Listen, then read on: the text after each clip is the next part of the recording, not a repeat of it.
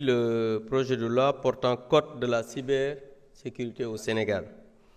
Et cette loi de référence pour la sécurité numérique au Sénégal, l'objectif c'était de protéger le Sénégal contre les cybermenaces et créer la confiance dans le numérique.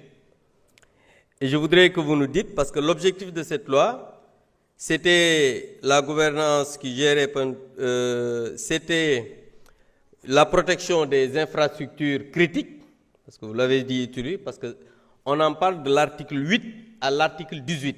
Cette loi a été votée en 2018. Et la répression des cyberinfractions, c'est de l'article 69 à 60.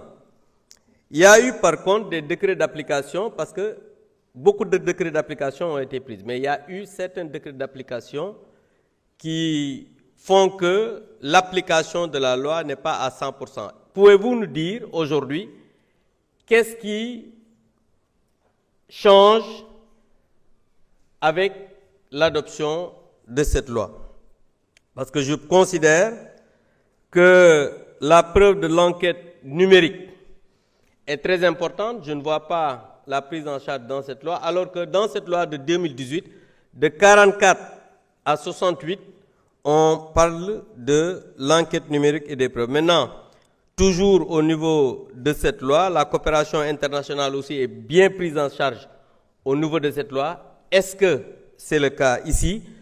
Et je pense que si on a la comparaison, pas la comparaison, mais pour nous dire ce qui vient s'ajouter à cette loi pour que nos données puissent être quand même sécurisées. Parce qu'il faut le dire, le Sénégal a des problèmes dans ce sens, parce que dernièrement, la douane a été attaquée, la DAF, partout. Aujourd'hui, on a besoin, quoi qu'on puisse dire, parce que tout à l'heure, mon collègue parlait de crise. Effectivement, il y a une crise dans ce pays.